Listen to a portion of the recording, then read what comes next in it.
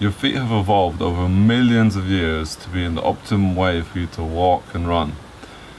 We've only started wearing cushioned soles for the past 50 years, let's say. So what do you think's wiser? Evolution or possibly marketing?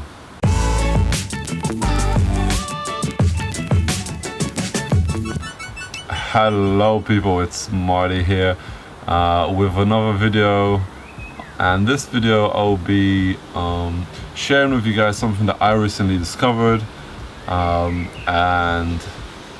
that my whole life I've been living a lie, basically. So what it is barefoot running, and this shoe is a barefoot shoe. See, it has no cushion in comparison to the Nike, so it's flat, and the idea behind this is that for you to feel as if you're not wearing a shoe at all and to let your feet do their thing. Why would you want to do that? So there's a lot of sciencey stuff online about this, and I'm going to link some resources for you to read in the description if you want to know more, but I'm going to talk more about my experiences as I feel more qualified to talk about them, and also I'll be mentioning on my tips on how to pick a barefoot shoe if you're sold on the idea. But to summarize what I found online, normal cushion shoes suppress your arch, change your natural gait, cause higher impact forces, and disrupt your natural posture. So now that I have your attention, I'll talk to you about my story.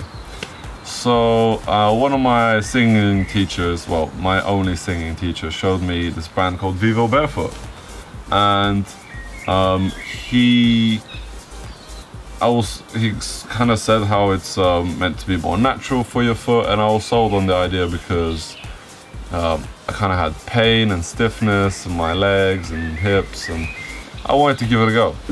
So I went to the shop in London, and within seconds of trying it, I felt amazing. It's like every step was a massage for my feet, because I walk there in normal shoes, so it really kind of really made a big impact, the change. And I bought a pair, and I was walking home back with them through London, and I was just smiling.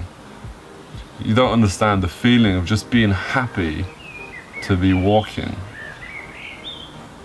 People must have thought I was crazy because I'm just walking around with this massive smile on my face because my feet felt so good. What I noticed in the kind of days and weeks and months to pass is that my calves, my quads, especially when I'm going downhill, my glutes, my hips, all work a lot more, which makes me think that I've been suppressing these muscles with all my life, all my 25 years of my life.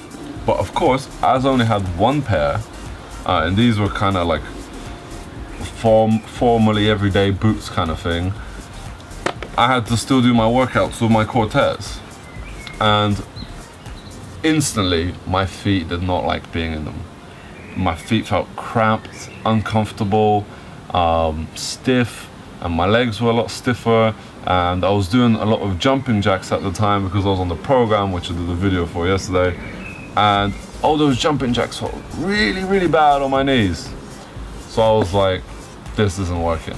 I'm gonna buy another pair, and I did. I bought these Motus. Oh, and running is an absolute joy. You feel so light, you're just flying, because I don't know if you've ever run that way with normal shoes, by just landing on the front part, like so. I don't know if you can see, like so.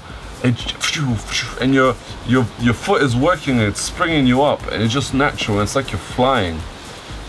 These let you do that because, you see, jogging is a construct of marketing. It's not, human bodies are not designed to jog. In the natural world, if you leave a person to go run with no shoes on, they're not going to land on their heel, they're going to be landing on their forefoot. Jogging's bad for you. It's not natural.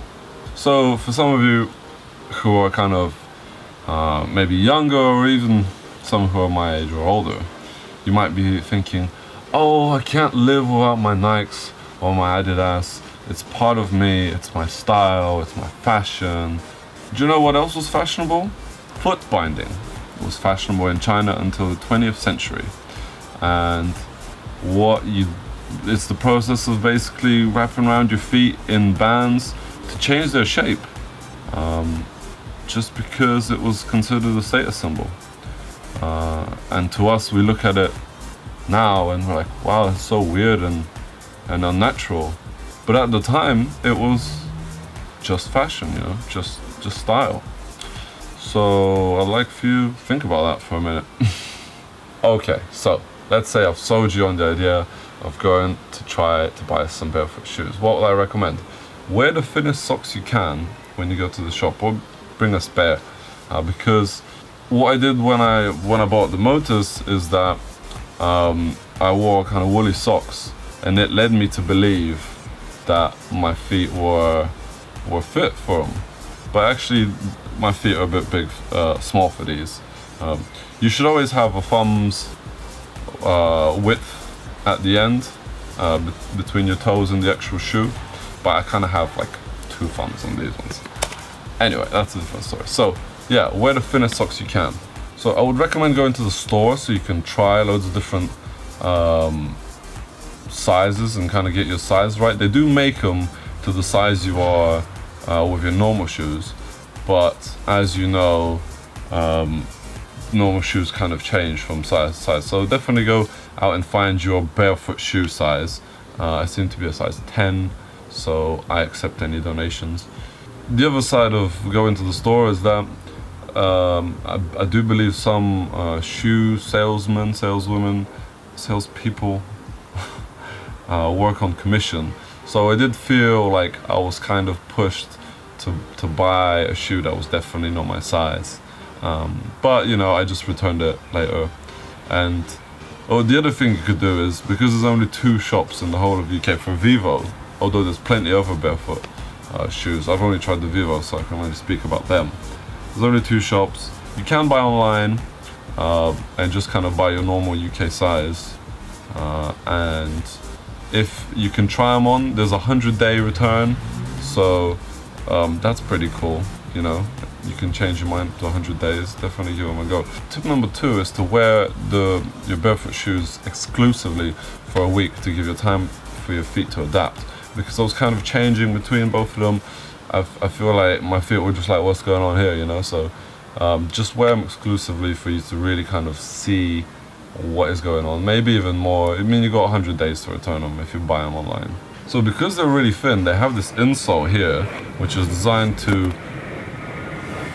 Because they're really thin, they have this insole here, which it's designed to keep some heat in. I would definitely recommend, if it's warmer and stuff, to try it without the insole, because it still provides a little bit of cushioning, and they're just so much better without like nothing on. Finally, I want to leave you with a message that we have as many nerves in our hands as we do in our feet. So think about that for a minute. In the description, I'm going to list an incredibly easy to read but potent website on barefoot running and kind of the theory side if you want to know more about that. I plan on doing a review for each pair in a separate video. Well, I've got the Motus here and Scott. So subscribe to be in touch for when that comes out. Peace and love, friends. I'm out.